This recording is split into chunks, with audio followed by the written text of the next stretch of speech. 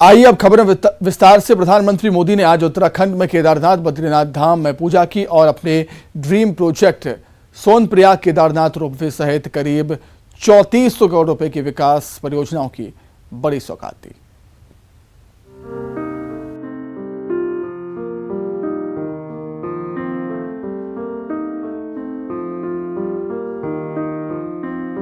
पवित्र धामों की यात्रा पर निकले पीएम मोदी आराध्य केदारनाथ के द्वार पहुंचे।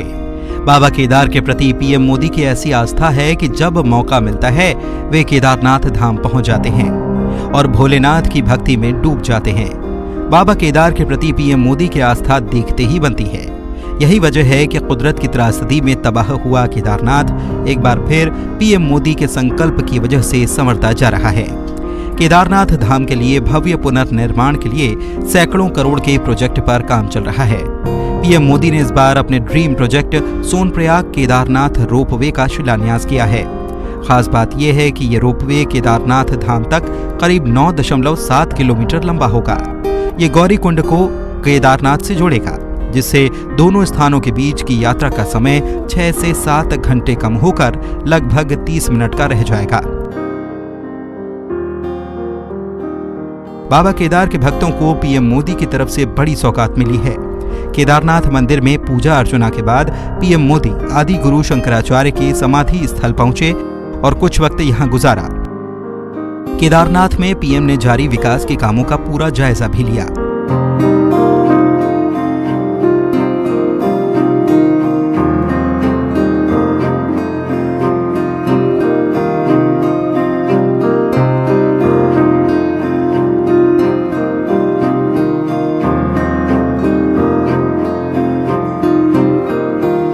केदारनाथ के बाद पीएम मोदी बद्रीनाथ धाम पहुंचे और बद्री विशाल की आराधना की। पीएम ने बद्रीनाथ में निर्माण कार्यों का जायजा लिया और हेमकुंड रोपवे की आधारशिला रखी। 12.47 किलोमीटर का हेमकुंड रोपवे गोविंद घाट को हेमकुंड से जोड़ेगा। इस रोपवे से गोविंद घाट और हेमकुंड का सफर सिर्फ 45 मिनट का रह जाएगा, जो फिलहाल करीब 18 से 20 घंटे का है।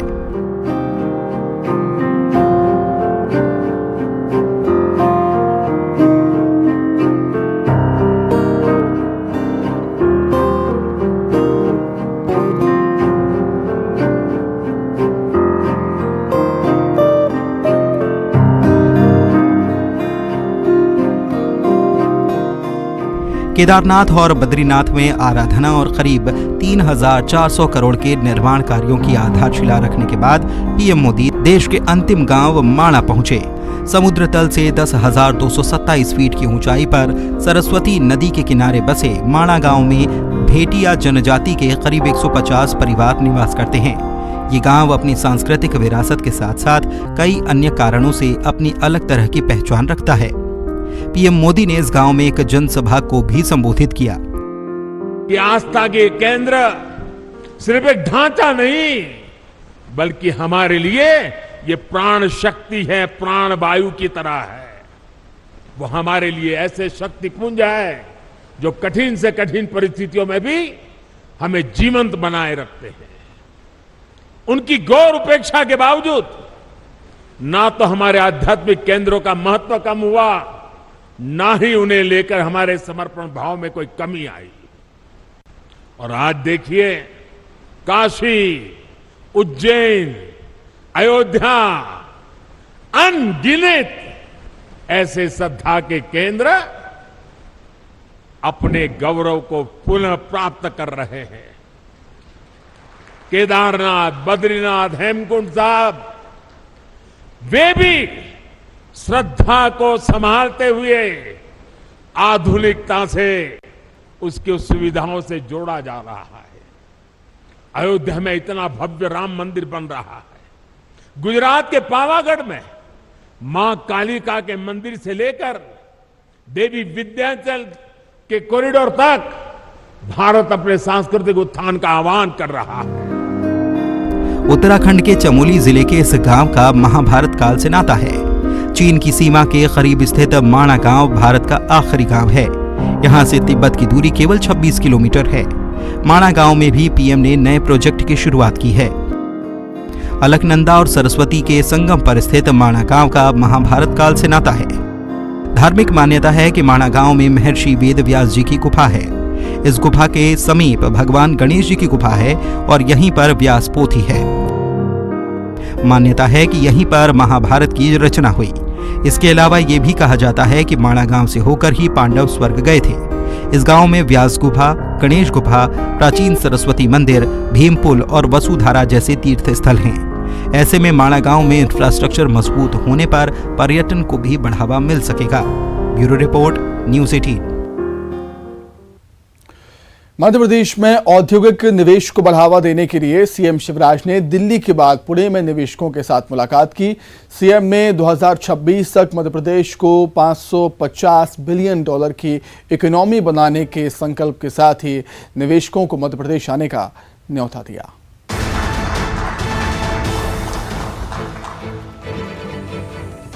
ऑटोमोबाइल इंडस्ट्री के गढ़ पुणे में सीएम शिवराज सिंह चौहान ने उद्योगपतियों को मध्य प्रदेश में निवेश का न्योता दिया। एक मेगा इवेंट में निवेशकों को सीएम शिवराज और उनकी टीम ने यह बताया कि मध्य प्रदेश में निवेश का कितना बड़ा मौका है। दरअसल पुणे में दुनिया की लगभग सभी कार कंपनियों के दफ्तर हैं।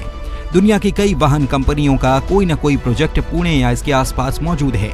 ऐसे में दूसरे उद्योगों के साथ साथ कार मेकर्स को मध्य प्रदेश में खींचने के लिए पुणे एक मुफीद जगह है।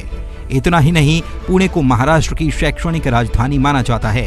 यहाँ कई नामी गिरामी शैक्षणिक संस्थान हैं, जबकि मध्य प्रदेश के इंदौर, जबलपुर, ग्वालियर और भोपाल में युवकों की अच्छी खासी तादाद है। वहीं मध्य प्रदेश में अगर उद्योग लगाना है तो इसके लिए स्किल्ड ह्यूमन रिसोर्स की भी जरूरत पड़ेगी, जिसके लिए शैक्षणिक संस्थानों की जरूरत होगी। ऐसे में पुणे से शिक्षा के क्षेत्र में निवेश का रास्ता भी खुल सकता है।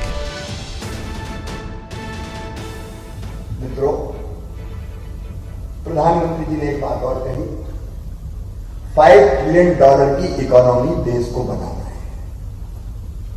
समय सीमा तय है। अब मुझे लगा कि प्रधानमंत्री जी तो प्रयास करेंगे, लेकिन जब हर एक राज्य की इकोनॉमी बढ़ेगी तब पूरे देश की इकोनॉमी बढ़ेगी।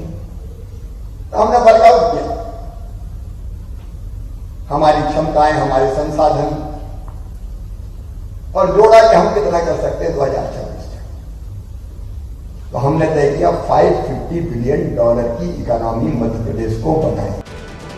सीएम शिवराज सिंह चौहान ने निवेशकों से कहा कि पीएम मोदी का लक्ष्य देश को 5 ट्रिलियन की इकोनॉमी बनाना है और इसके लिए राज्यों का विकास जरूरी है। ऐसे में उनका टारगेट 2026 तक मध्य प्रदेश को $550 बिलियन की इकोनॉमी बनाना है। पूरा रोड मैप मेरा तैयार है। और एक बात आपको बता दूं, आपके पास भी आया हूं बिना मतलब के नहीं आया। आप ये मत समझना कि केवल मिलने आया।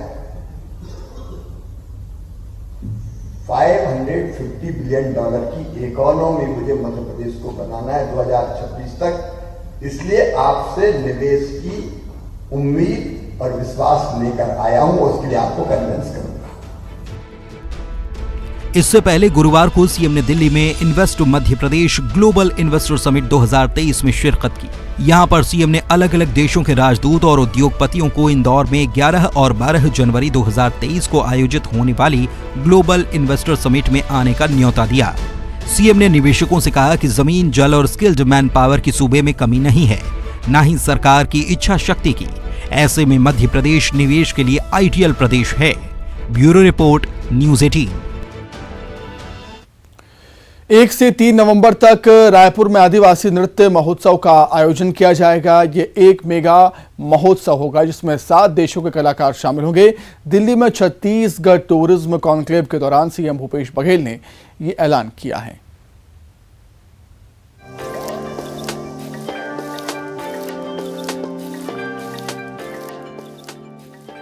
छत्तीसगढ़ में टूरिज्म को बढ़ावा देने के लिए दिल्ली में छत्तीसगढ़ टूरिज्म कॉन्क्लेव 2022 का ग्रैंड आयोजन किया गया। इस कॉन्क्लेव में नेशनल ट्राइबल डांस फेस्टिवल 2022 को लेकर बड़ा ऐलान किया गया।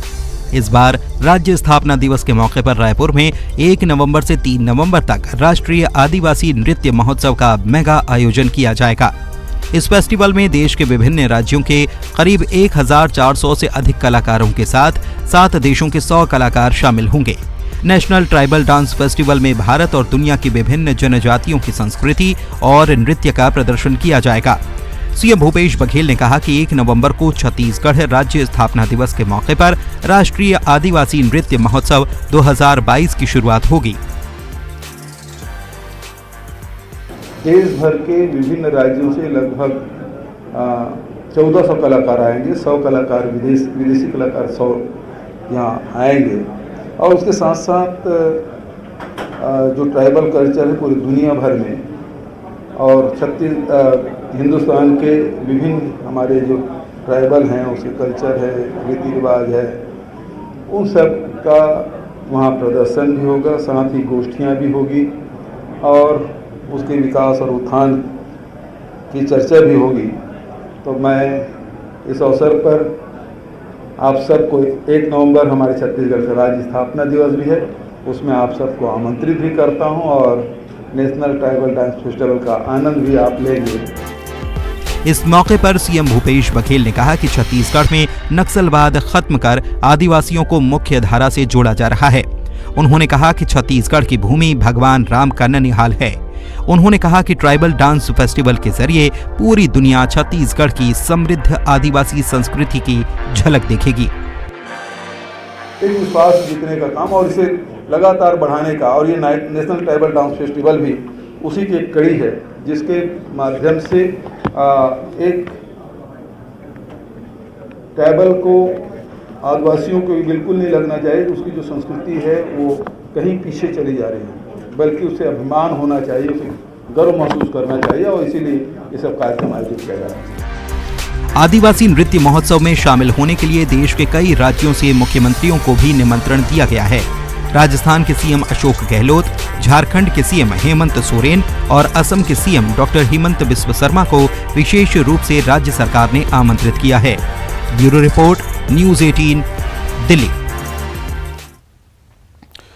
मध्य प्रदेश में अगले साल होने जा रहे विधानसभा चुनाव से पहले सियासी दलों की बैठकों का दौर चल रहा है। पार्टी और संगठन के दिग्गज मंथन में जुटे हैं। कांग्रेस जहां एक बार फिर जमीन मजबूत करने में जुटी है, तो वहीं बीजेपी संगठन को जमीन पर सक्रिय करने की भरपूर कोशिशें कर रही है। हालांकि दोनों बड़े सियासी दलों की चिंता का सबब छोटे सियासी दल भी हैं, जो कांग्रेस बीजेपी जैसे राजनीतिक दलों के वोट में भी सेंध लगा सकते हैं।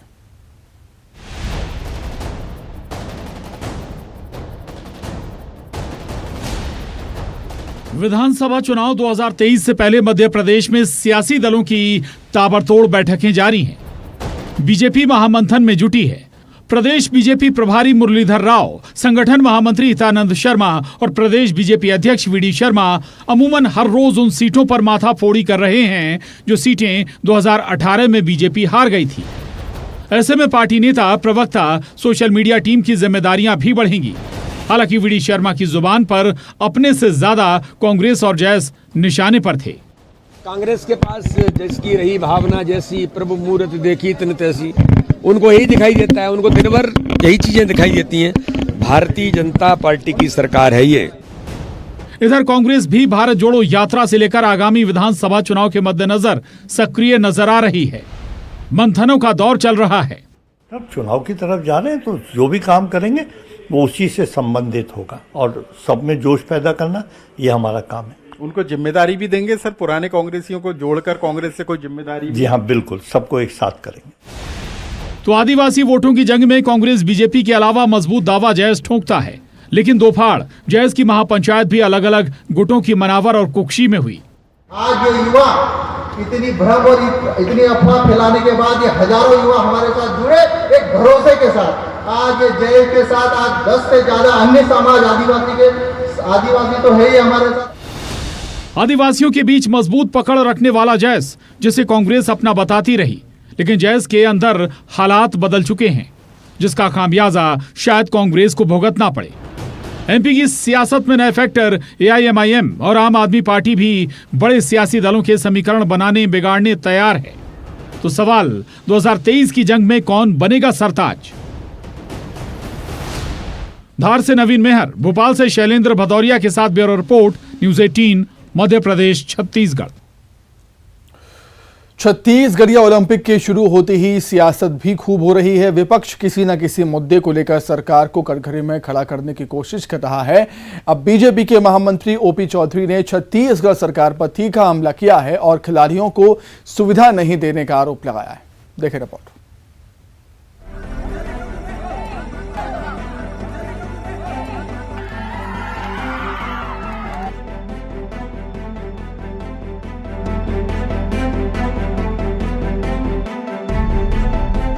पारंपरिक खेलों के प्रति लोगों के मन में खेल भावना को विकसित करने के लिए छत्तीसगढ़िया ओलंपिक का आगाज हुआ था, जो 6 अक्टूबर से लेकर 6 जनवरी तक चलेगा। ओलंपिक के शुरू हुए 15 दिन बीत चुके हैं, लेकिन इस पर सियासत भी कम देखने को नहीं मिल रही। अब बीजेपी महामंत्री ओपी चौधरी ने छत्तीसगढ़ सरकार पर निशाना साधा है और आरोप लगाते हुए कहा है कि सरकार खिलाड़ियों को सुविधाएं नहीं दे पा रही है। वहीं खिलाड़ियों से सहमति पत्र भरवाने को लेकर भी चौधरी ने कांग्रेस पर जमकर हमला बोला। सरकार छत्तीसगढ़ ओलंपिक के नाम पर गलत तरीके से राजनीति करने का दुष्प्रयास लगातार कर रही है। अभी एक नया मामला सामने आया है। मुझे कई इंपॉर्टेंट सोर्सेस ने बताया कि जो कबड्डी खेलने वाले या अन्य खेल खेलने वाले जो युवा हैं हमारे छत्तीसगढ़ के, उनसे घोषणा पत्र भरवाने का दुष्प्रयास किया जा रहा है और घोषणा पत्र भरवा करके उनसे लिखवाया जा रहा है कि कोई भी घटना दुर्घटना होती है उसके लिए वो युवा खुद जिम्मेदार रहेगा। राजनीति करने का यह तरीका बिल्कुल गलत है। वहीं बीजेपी के आरोपों पर कांग्रेस ने पलटवार किया। कांग्रेस का कहना है कि बीजेपी के पास कोई मुद्दा नहीं बचा, किसी न किसी बहाने सरकार को घेरने की वो योजना बनाते हैं। अब छत्तीसगढ़ ओलंपिक में बीजेपी नेता सियासत कर रहे हैं, जो कतई वाजिब नहीं है। देखिए, छत्तीसगढ़िया ओलंपिक को मिल रहे बेहतर प्रतिसाद से भारतीय जनता पार्टी बौखलाई हुई है। 15 साल तक इन्होंने छत्तीसगढ़ का तीज त्योहार, छत्तीसगढ़ की परंपराओं, छत्तीसगढ़ के हमारे पारंपरिक खेलों, छत्तीसगढ़ की संस्कृति को लगभग पीछे ढकेल दिया था। आज भूपेश बघेल जी की सरकार छत्तीसगढ़ के सांस्कृतिक उत्थान के लिए काम कर रही है। हमारे युवाओं के स्वास्थ्य को अच्छा बनाने के लिए, एक उत्साह का वातावरण बनाने के लिए छत्तीसगढ़िया ओलंपिक का आयोजन कर रही है, जिसमें बच्चों से लेकर वृद्ध तक शामिल हो रहे हैं। तो भारतीय जनता पार्टी इसमें दुष्प्रचार कर रही है। जिस दिन से छत्तीसगढ़िया ओलंपिक का आयोजन किया गया है, उस दिन से लेकर आज तक भाजपा के नेता इस ओलंपिक के आयोजन के खिलाफ सिर्फ दुष्प्रचार कर रहे हैं, दुर्भावना फैला रहे हैं और गुमराह कर राजनीति करना चाहते हैं। पता नहीं भाजपा के नेताओं को छत्तीसगढ़ की कला, संस्कृति, परंपरा, तीज त्योहार, यहाँ के बोली भाखा, रहन सहन, खान पान और खेल कूद से इतनी नफरत क्यों है, इतने उनके मन में कटुता क्यों है। ये प्रतियोगिता 6 जनवरी तक चलेगी, जिसमें 14 तरह के पारंपरिक खेल शामिल हैं। छत्तीसगढ़िया ओलंपिक का मुख्य उद्देश्य स्थानीय खिलाड़ियों को एक मंच मुहैया कराना है, ताकि खेल के प्रति लोगों की जागरूकता बढ़ सके। जाहिर है, इससे खेल भावना का विकास भी होगा। ऐसे में छत्तीसगढ़िया ओलंपिक भी सियासत की भेंट चढ़ रहा है। किसी न किसी बहाने सत्ता पक्ष और विपक्ष दोनों आमने सामने हैं। यानी एक बात तो साफ है कि ओलंपिक की आड़ में सियासी खेल भी कम खेले नहीं जा रहे। Bureau report, news 18 Madhya Pradesh, Chhattisgarh. Ratlam में महालक्ष्मी मंदिर में कल से 5 दिनों का उत्सव शुरू हो जाएगा। सोने के नोटों से महालक्ष्मी का श्रृंगार किया जाएगा। वहीं बड़ी संख्या में श्रद्धालु श्रृंगार के लिए मंदिर में राशि दे रहे हैं।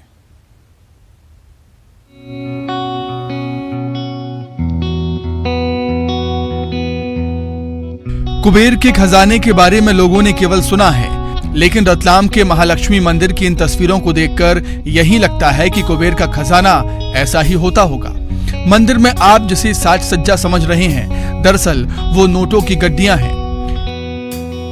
यही नहीं, सोने चांदी के जेवरातों की भी भरमार है। लोगों की मंदिर में भीड़ है। कतार में खड़े लोगों के हाथों में नोटों की गड्डियां हैं। ये लोग महालक्ष्मी की साज सज्जा के लिए नोट लेकर यहाँ पहुंचे हैं। आज भी बड़ी संख्या में यहाँ पे श्रद्धालु पहुंचे हैं।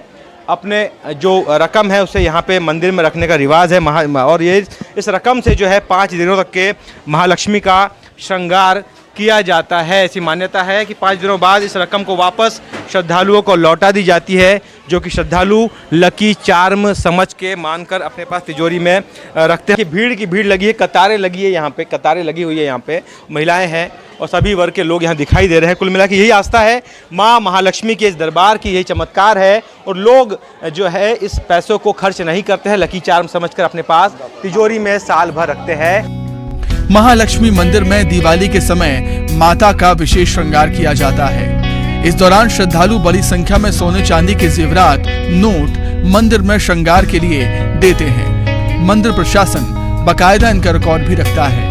उत्सव के संपन्न होने पर श्रद्धालुओं की रकम लौटा दी जाती है। ये सालों से चली आ रही परंपरा है, जिससे लाखों श्रद्धालुओं की आस्था जुड़ी हुई है।